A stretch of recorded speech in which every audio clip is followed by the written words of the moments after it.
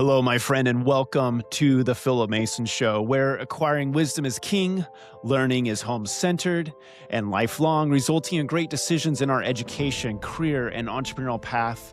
I'm your host, Phillip Mason, and I am delighted to have this time with you today in episode number 12.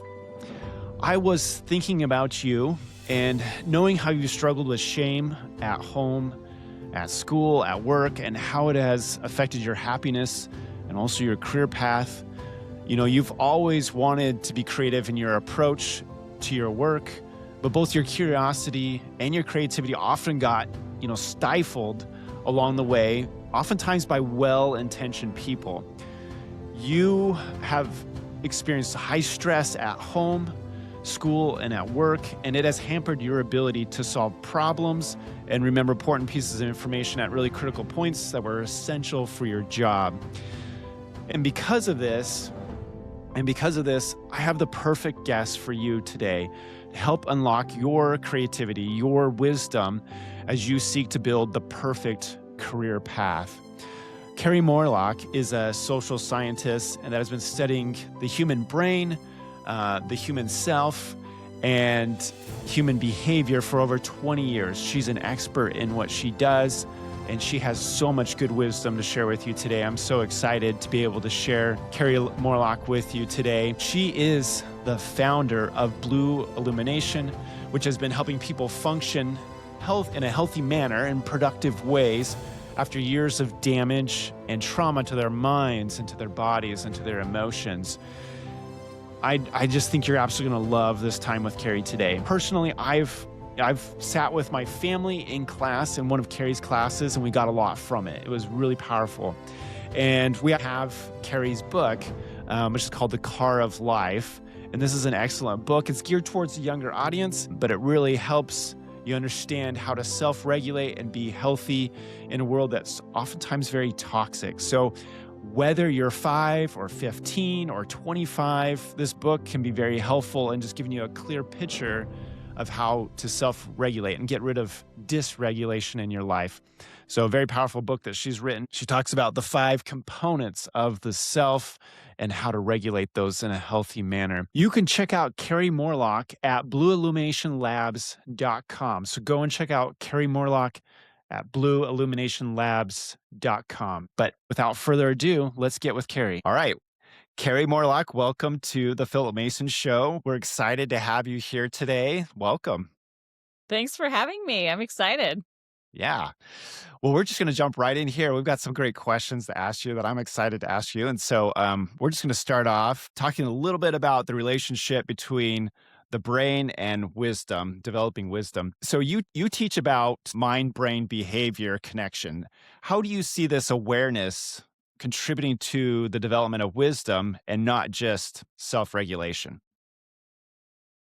That's such a great question. When you have the inner workings of the mind and the brain, and then you bring into behavior, that's something that's new for people to think about.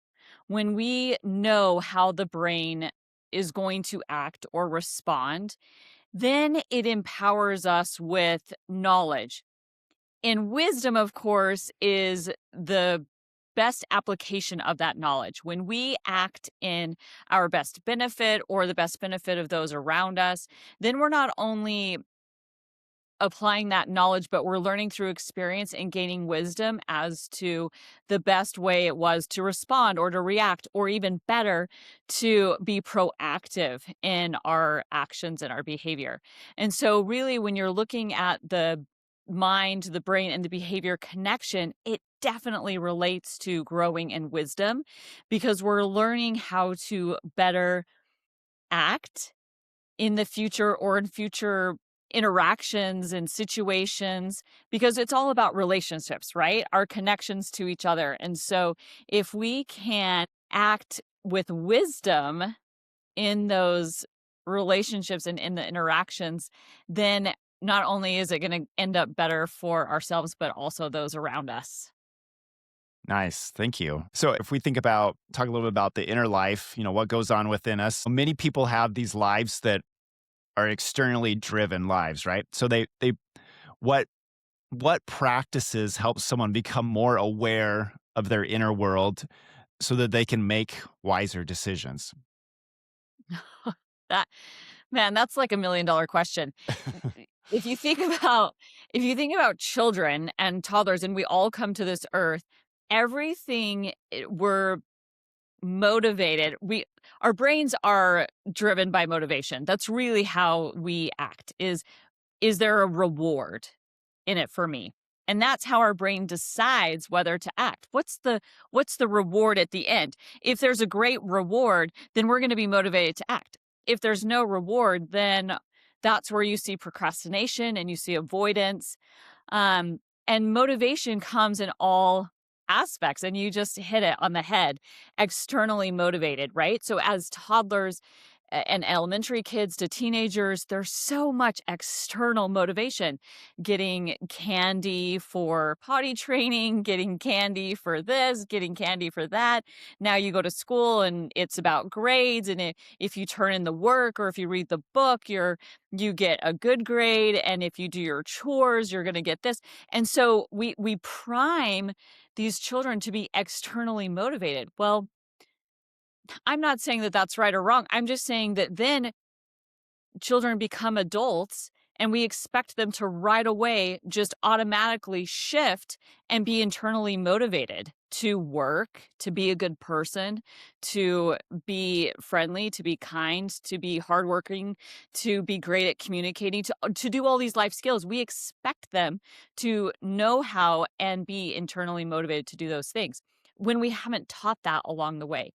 So, what really helps is if, as parents or employers or anybody who has influence, for somebody who has influence over someone else, you want to be able to facilitate that internal motivation, helping them to understand why they want to do something for themselves and be internally motivated.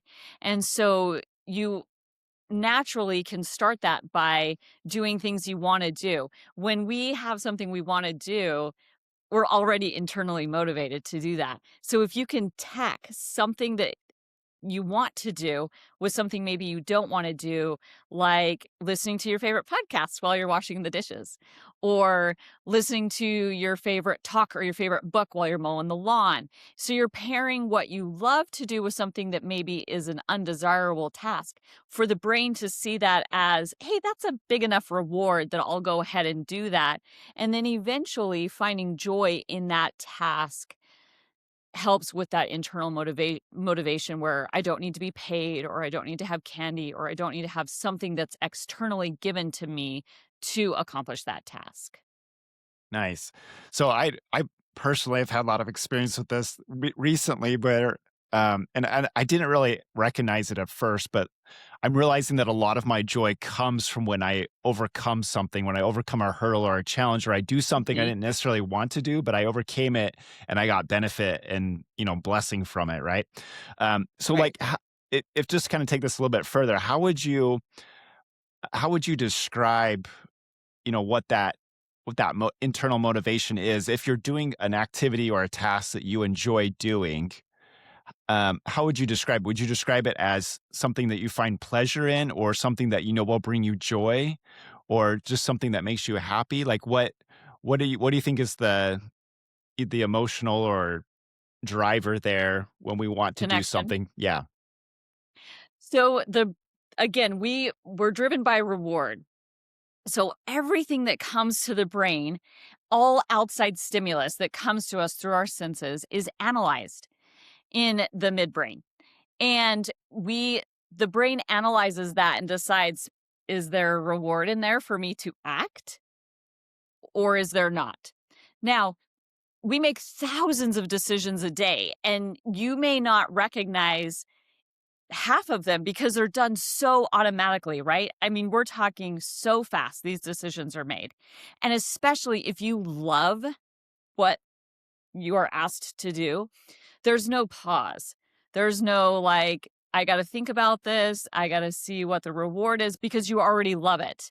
So it's only when you're faced with a decision that you don't love that you don't like, maybe even that you hate, then all of a sudden there's pause and you're like, I I don't wanna do that. So in the brain, there are 4 self processes that the brain goes through to analyze where's the reward or what's the reward. Those 4 self processes, I'll just explain them really quickly: self-efficacy, competence, relatedness, and autonomy. The brain analyzes to see if those 4 things are available or part of that task. Self-efficacy is your own belief in your ability to do something. So right off the bat, if you don't believe that you can do something that you're asked to do, there is going to be no motivation to do that. If I'm asked to stand up and sing the Star Spangled Banner at, a sports arena, I there's no self-efficacy. That would be a One, tough one for me. I have no skill set in that, so I don't have competence, and I definitely don't believe in myself that I could do it. So the motivation to do that is going to be 0, like way below 0, to the point I'm gonna avoid and say, "No way, no thanks, find someone else," which sounds like a silly example, and it is kind of a silly example, but then transfer that to something where maybe that's part of my job or I'm in school and that's part of my school grade. And now I'm asked to do something that I don't have skills in and that I don't believe that I can do. So now I'm faced with something that I have to do for my job, or I have to get paid, or I have to do for a grade that I can't, and I don't believe I can. So now I'm faced with, what do I do? The brain is trying to decide, well, there's no reward. That's actually the opposite of reward. That's failure. And when we're faced with failure too many times, we go to avoidance. So not only are we not externally motivated and we're not internally motivated, but we're amotivated, which is we're avoidant. We avoid it at all costs. We not only procrastinate, but we do everything we can to get out of it, because deep down what's happening is, I don't believe that I can do it, and I don't have the skill set to do it. And then, of course, I don't have autonomy because I'm not the one that decided to do it. And it doesn't relate to me because I know nothing about it. So those 4 things are missing, and the brain says, X, no way.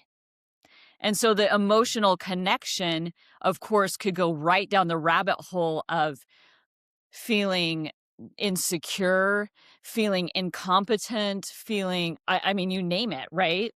So you have those deep connections to that emotional connection of, I can't do this. And especially if it's something that they're asked to do again and again and again without resolving that inner conflict. Wow, thank you. That's pretty profound. I as you're going through that, I was thinking about an experience I just had this week in my congregation at church. I've been asked to take on an assignment for co-chairing at a committee for our emergency preparedness fair, and I got that assignment, and it was kind of bothering me, and I was trying to understand, like, why is this bothering me? Like, I've got this assignment, and I kind of had to decide in my mind whether I believed I could do it and do it well, because I was be interacting a lot with the community, and there would be a lot of things to organize and coordinate. And so I didn't sleep that very well that night when they asked me to take on that assignment. And I actually got up early the next morning, and I just had time to think and process. And I had all these thoughts come to me. I just wrote them all out. And at the end of it, it was like, I can do this. I know I can do this. I know I can make it a good event. I know I've got what it takes to organize this and do what they're asking to be done. And like at that point, like there wasn't any doubt anymore. Like I just moved forward. I believed I could do it. And That's I was great. feeling a lot better about the situation Yeah. after I had time to process it. So thanks for sharing those Yeah. insights. It takes, it in really understanding those processes and then how to increase them. What's wonderful is the workshop or the lab that I teach, and now that's becoming an app, is it's going to have these tricks or these hacks for people to know how to increase those.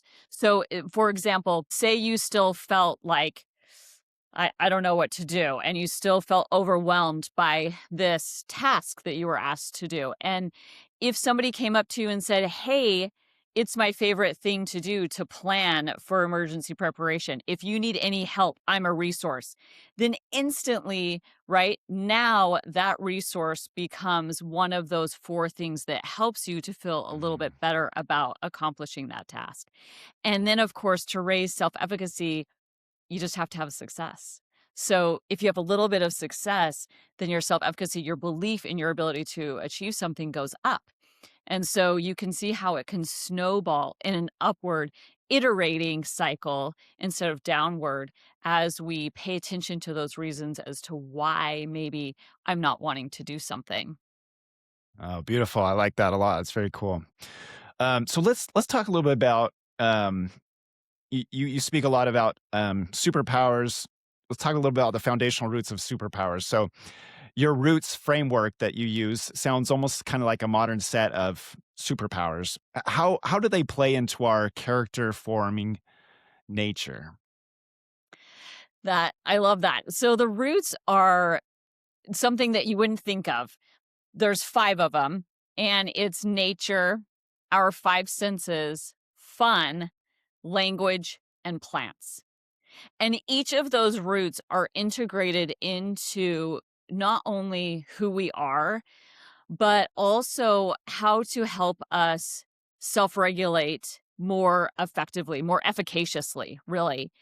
And science has shown over and over and over again how each of those things, not necessarily collectively, but individually, have increased our ability to be just more effective, more efficient, more joyful, more successful, just more thriving in life.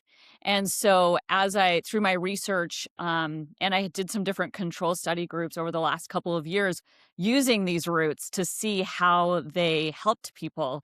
It was fascinating. I had them do them each individually, and then collectively I found that as we take them together, we're able to it really is like a superpower.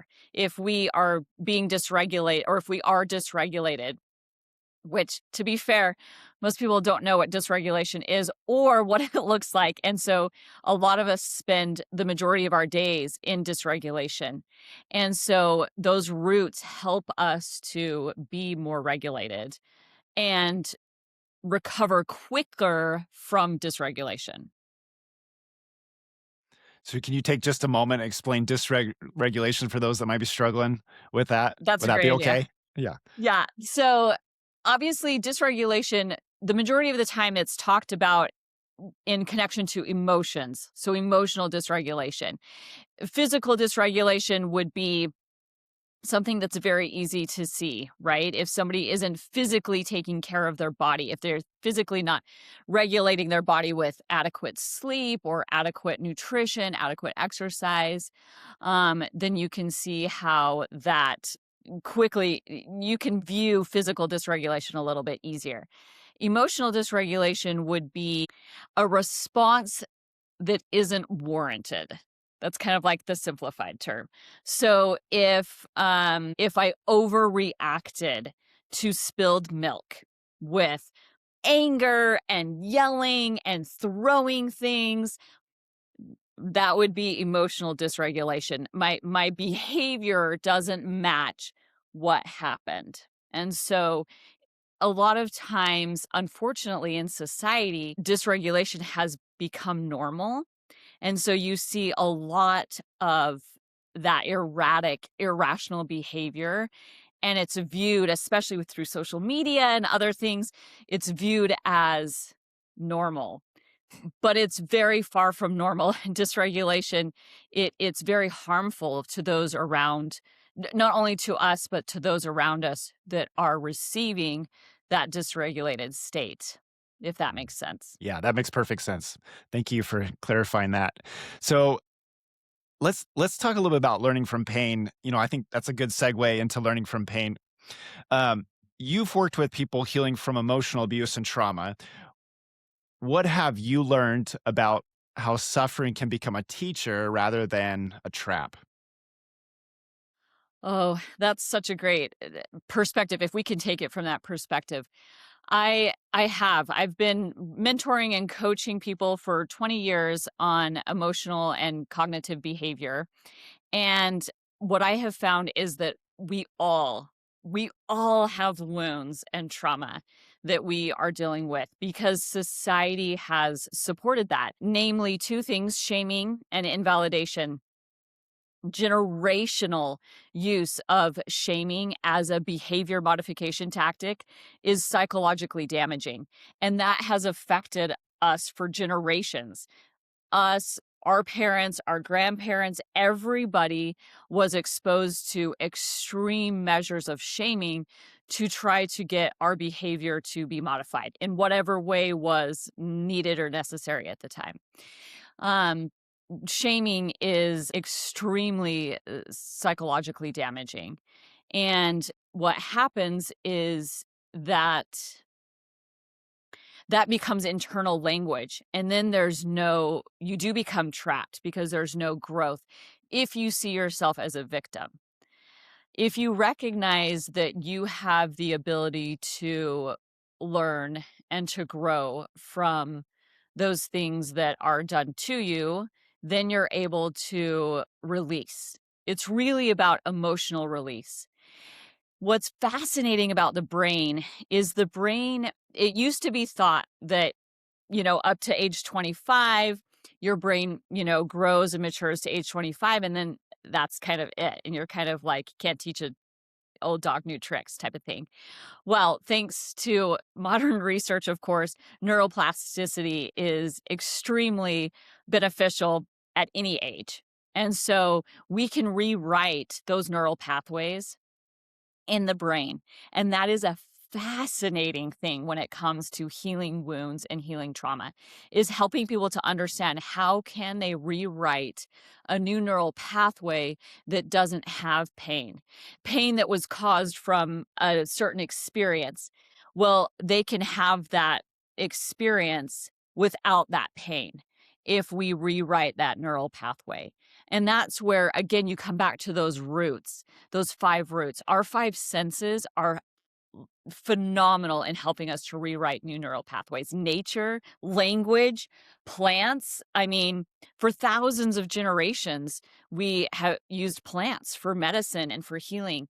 And so helping people to see that they don't have to be stuck in their pain. They don't have to be stuck in their trauma. The brain absolutely can rewrite new pathways of healing, and then they don't have to experience that pain. Wow. That's such a great topic. That whole topic of shame and healing within the Mhm. brain, man. That's probably several podcast episodes just right Oh there gosh, alone. yeah. So much good Yep. information there. Well, thank you for Mhm. sharing that. So I kind of want to talk a little bit about the neurodivergent mind and wisdom for a moment here. So your research on neurodivergence highlights some unique strengths. So what can neurodivergent individuals teach the rest of us about perception, insight, or alternative forms of wisdom? I love this question. My family, we have 3 neurodivergents, and it's to the short answer to your question is everything. Okay. I feel like they add all the color, all the wonder, all the awe, all the different to life. If it were up to me, I would just live in the square box, eat the same stuff, do the same things all day long. Yeah. But my husband and my kids, they thankfully have opened my eyes to a whole different Oh, world that's out yeah. there, including ramen for breakfast. Like, That's awesome. you know, talking Oh, about talking about growing up in the 70s and 80s, there was no ramen for breakfast. right. It was toast or cereal. So I remember that day that I came into the kitchen and my son, he was like, "Mom, I'm cooking breakfast." Mind you, he doesn't ever eat breakfast. It was like 8 AM. I was like, "You're cooking breakfast? Whoa." I'm like, "What are you cooking?" "Ramen." "Oh, That's so cool. okay." And I have come a long way. I started researching specifically the neurodivergent brain almost 10 years ago when it showed up in my family, and I just felt like I had been teaching about brain and behavior so long, but on the healthy neurotypical brain. And so this was a totally different eye-opening experience to look at different ways of not only learning, but how the brain is wired. What does it look like, neurodivergent? And what does that even include? And what does that mean? And I've come to find out, honestly, that obviously you have the scientific definition of neurodivergent and what's included under that, right? You have autism and ADHD, bipolar, and the jury's still out if personality disorders fall under that category. But what I found is that sometimes, honestly, if you're looking at neurodivergent in just how we perceive things and how we respond, really that could be any of us and all of us all day long, especially if we're Right. dealing with chronic stress, chronic Mhm. anxiety, childhood stress. All of those things rewrite the brain. So knowing how to help people with where they're at is probably one of the most crucial life skills we could ever learn. And unfortunately, that's not something that's taught. And that's something that our society is missing, is helping people to know, hey, understand where they're at, and our goal is to help them move forward. And so helping, just seeing from the perspective of the neurodivergent mind has opened my mind to all of that. Like seeing all the different ways things can be done or approached. They're so quick to come up with different ideas. It's like their brains are engineers on overload all the time, like Right. coming at it from a different perspective, looking at it a different way, fixing solutions. And one thing that I just really love about how their brains are wired is they forgive very quickly and move on, which Wow. is interesting, right? Because an ADHD is, in my opinion, inaccurately labeled. It's really not an attention deficit. They have a ton of attention. It just is in a variety of pockets. And That's so interesting. Mm. yeah, some fabulous books that I've read, ADHD 2.0, Driven from Distraction. You have these world-renowned experts on ADHD that help you to see that really it's just of a variable of attention. And it's not a deficit, it's a surplus. And they're able to see things in such a different way than the neurotypical brain because we're just not wired that way.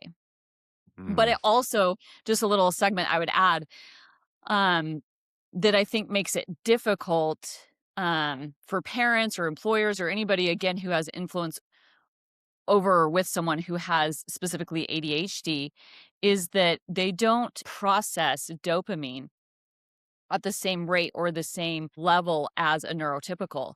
And if you know, dopamine is the neurotransmitter that helps us to feel good, that helps us to be motivated to act.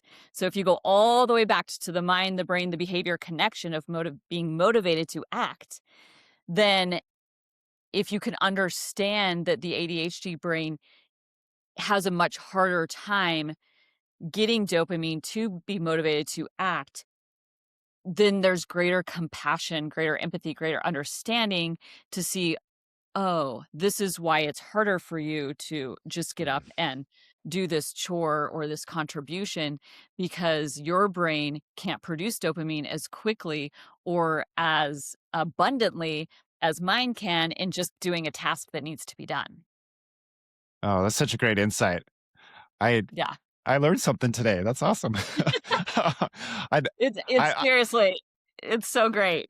Yeah, I'm just having all these, experiences I've had with individuals in that situation, and it's all making a lot of sense to me, and I thought I knew a lot about them already, but thank you for that clarity, that's really great. Let's talk a little bit about, the science of self-reflection for a moment. So in your work, what scientific insights support the ancient idea that self-examination leads to a wiser, more grounded life? Well, self-regulation, right? The intentional internal process of analyzing ourselves analyzing our thoughts, our words, our behaviors, our actions. That's the lens that we're able to look at the rest of the world and all of our interactions. And so if we engage in that intentional process, we are able to constantly be in an iterative cycle of growing and moving upward because we're not only self-reflecting, but we're self-analyzing, we're self-judging, we're looking at what went well, where's my opportunity to learn and grow, right? So we don't want to get into the habit, again, language is powerful. We don't want to get in the habit of beating ourselves up and focusing on all the bad or negative things that didn't work. And so using that self-reflection as a tool to move us forward and upward, right? And when it comes to science, data is everything. And so when you're looking at quantitative, measurable data of, hey, I engaged in this goal, these were the things that worked, these were the things that didn't work, what can I change? That's valuable Yeah. information, Yeah. right?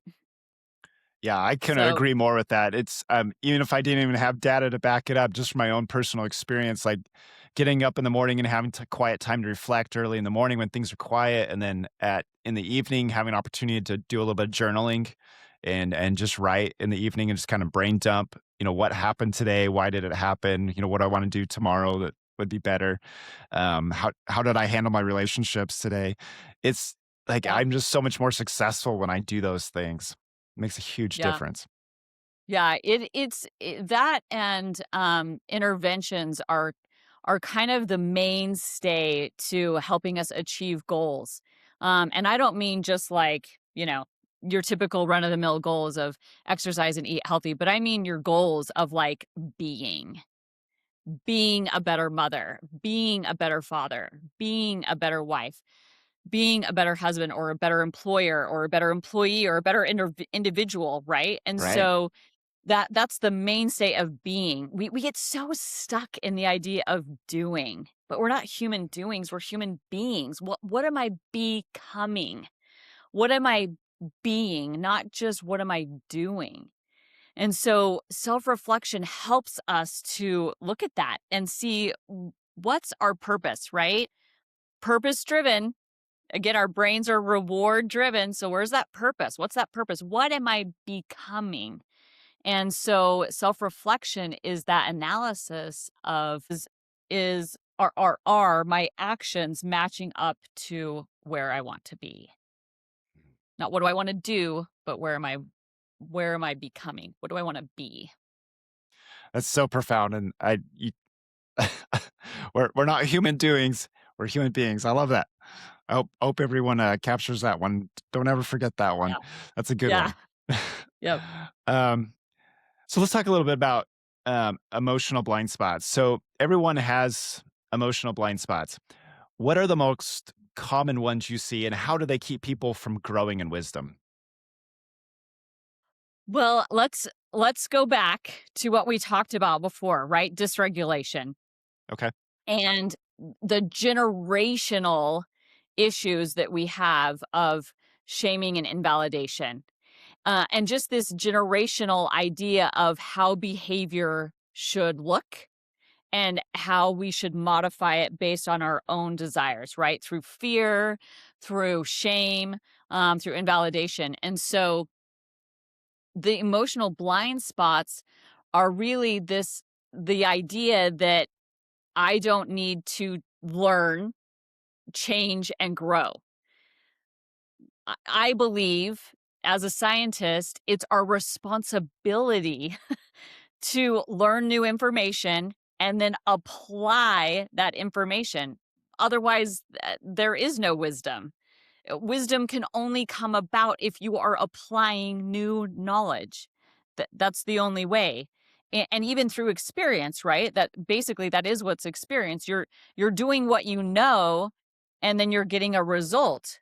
Well, if you do the same thing, right? Wasn't there this old adage of like, if you do the same thing expecting different results, then That's the definition of insanity, Right, right. Yep. right? So wisdom would be the opposite of that, right? Gaining new knowledge and applying that new knowledge gives us different experiences. And that therefore leads to wisdom. And so the emotional blind spots are really just sticking with what's always been done, just from the sheer fact that that's what's always been done. And no one takes it into their own responsibility to learn new information, right? So if your child is struggling at school, what are you as the parent going to do about it? That's your responsibility. Maybe that type of school isn't what your child needs. Maybe your child needs a different form of education, right? Yeah. And so looking at it as, hey, this is my responsibility, I feel takes off the emotional blinders and helps us to see what's my part? What can I do? What new knowledge can I learn so that I can apply that knowledge and move forward in wisdom? That's such good stuff. Um, let's talk a little bit about the role of curiosity. I want to touch on that. So you emphasize curiosity in your labs. How does curiosity function as a pathway to wisdom, especially in emotionally charged situations? Oh, this is like so good. If you don't have somebody who has ADHD in your family, I'm so sorry because you don't ever learn this with laughter. Fun is so needed for the brain to function, and we do it so well as children. What is fascinating is all the scientific research that you can find now, thankfully, on the power of play or fun on the brain. If you think about it, when we have different brain waves, right? So when we're in high beta, which is stress, we don't have time to go into all those brain waves, but there's five main. And when we're stressed out, we have a hard time problem solving and remembering. So Mm, I know that everybody out there can think of a time that they couldn't remember their key, where their keys were, or that special paper, or I don't know about you, but right. my kids often come to me and say, "Mom, where did you put that blah, blah, blah?" And I'm like, "I don't know, but I put it in a very special place.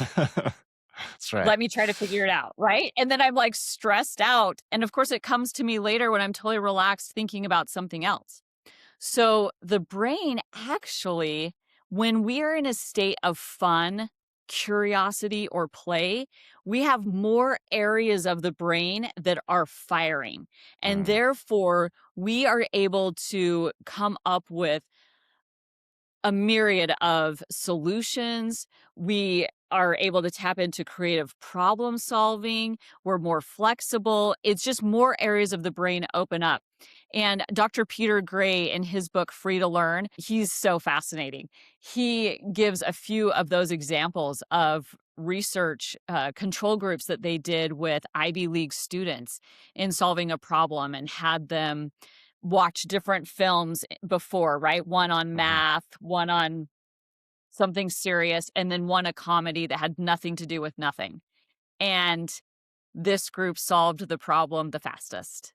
The other Wow. two took considerably longer Huh. because they, again, when think of it, when you're a child and you're out playing in the woods, a stick can be anything, like literally anything, and it can solve every problem.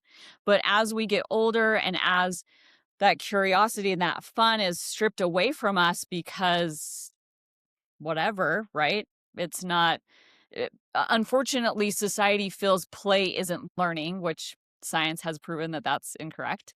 Um, then we lose a lot of that creative flow, and Yeah. therefore we lose a lot of our creative ability to find different solutions. And so it really is creativity and fun is the crux of our brain being able to fire on a multitude of levels and come up with all of this ingenious ideas. I just love that. Plus, it's just That's more fun. it is. Yeah, it is just more fun. So I you know, for me, this just totally hits home. One of the I can think of many things, but like one of the things that really hits home to me is like growing up. Like I was absolutely terrified of getting in front of a group and speaking, like doing public speaking. But I realized this is something I have to do for the rest of my life. So I was like, I'm just gonna have fun with this. I'm gonna enjoy it. I'm gonna talk about things that I enjoy talking about. And my goal is to make someone laugh or to make someone smile or to make someone really think. And I get pleasure from that. And it's fun for me. And so once I Mm, saw myself from that perspective, my fear of public speaking like started going away. It didn't go away right away, but it took time, but it started going away. right. So it's very profound. I just love that. That's awesome. Yeah, and if you think about it, just a quick segue back to what we were talking about, those 4 self-cognitive processes. Right? So self-efficacy, you had low self-efficacy, you had low Yep. belief in your ability to public speak, right? So autonomy, competence, relatedness, you upped your competence by practicing, and autonomy, you picked the topics, you picked your atmosphere, you picked what you were going to do with it, right? And you picked the things that related to you. So because those 3 you turned into your favor by advocating for yourself, your self-efficacy, you had success and your self-efficacy grew, and now here you are today. Yep. Bingo, that's Mhm. it. Thank you. That's awesome. Yeah, it's really exciting to think about that, how we can really change the dynamics of our lives and our processes just through curiosity and through having fun. So Yeah. that's beautiful. Mhm. Um, so let's talk about rewriting internal narratives for a little bit. I know this is a big part of what you do. You help people identify and rewrite harmful internal stories. Why is narrative so powerful in shaping a person's ability to live wisely? Well, I'll quote just one of my favorite people who was very wise when he said, Ronald Rasband said, "Words matter. Mm, The words we say matter." We speak. I can't remember what it is, but we speak about 30,000 words a day, and wow. we hear about 85,000. So, and if you think about not only words exchanged, but body language, that also is language that we internalize. Okay. And so from the time we are born, we are exposed to so much language, and that becomes our language. That becomes the language that we have inside of ourselves. And if that language is primarily negative or demeaning or condescending, then you can see the power that that has on our development, right? Our learning and development decreases or it stagnates, right? Or it stops. Whereas if that language is positive and affirming and edifying, then we are able to learn and grow and develop upward. And so helping people to understand that internal language needs to be changed if it's negative. And that's really hard to do. Again, we have to Yeah. go back to the idea of neuroplasticity, right? And rewriting those neural pathways of language that we have learned to tell ourselves. And whether we've learned to tell ourselves that because of somebody else in our life or somebody else's example or ourselves, right? Whatever it is, however that language came to us, helping people to understand we don't have to own that language. You know, the only dominion of time that God has given us is right now. We don't have dominion over the past and we don't have dominion over the future, but we do have dominion of right now. And so, what can we do right now to help ourselves grow upward and forward? And it really starts with language. That's why language is one of the core foundational roots, Mm, is the ability for us to be able to change our thoughts and our behavior. Really comes from the language that we tell ourselves. And this, again, has been shown so much in science, right? As a man thinketh. As we think, as we tell ourselves, that's how we become. That's who we become, that's how we become, and we really can change the whole trajectory of our life on whether that internal language is positive or negative. And so it absolutely is so important to know, one, that words matter. The words I say to my children, to my spouse, to my friends, to my community, they matter. And you can't take words back. Once they're spoken, they're out there. But we absolutely can change the internal language that we are telling ourselves. Mm, that's beautiful. I love that. So profound. You've mentioned already a little bit about your app that you've got coming up, you're developing right now. Can you tell us a little bit more about what'll be available for future users and what's going to be some of the main purposes that app will serve? Yes, I'm very excited about this. For the past 2 years, I have been running beta groups as I have tweaked, right? Science, a lot of science stays the same, but some science, they find more discoveries. And so I've been tweaking the workshops, the labs, and what I found in the beta group is that it's really time consuming for me to be daily questioning 30 people, right? Science is about data and collecting that data for further progression. And so I really decided last year that I needed an app that not only could measure that progress, but also be a tool. And so, through a lot of research and trial and error, we figured out and got some great app developers on changing the curriculum to be an interactive game style curriculum. Awesome. So, a lot of it's going to be presented in a choose your own adventure. So, it won't be me explaining a lot of information. It'll be the user being able to see right away through a game, what is dysregulation? What does dysregulation look like? What does self-regulation look like? What do you implement to switch from dysregulation to being regulated? How does that impact your life? And so all of these things will be available in the app to help people. It'll be kind of like mental health and education and thriving all kind of in the same app, of course, with data to help you see and track your progress. So I'm really excited about that. We're working on it and I'm hoping that it'll come out this summer. Sounds like such a great, And it, powerful tool. yeah, and it's going to be called My Brain Adventure Lab because we should be on adventures. Like life is an adventure. So yeah, I'm super excited about it. Yeah, we're meant to explore, aren't we? Yep. Um, so last question here. If you could give one final piece of guidance to someone who wants to grow in wisdom this year, how should they begin that journey? Oh, man, that's a tough question. There's so many things, right? Um, I would have to say it just really goes back to what the definition of wisdom is.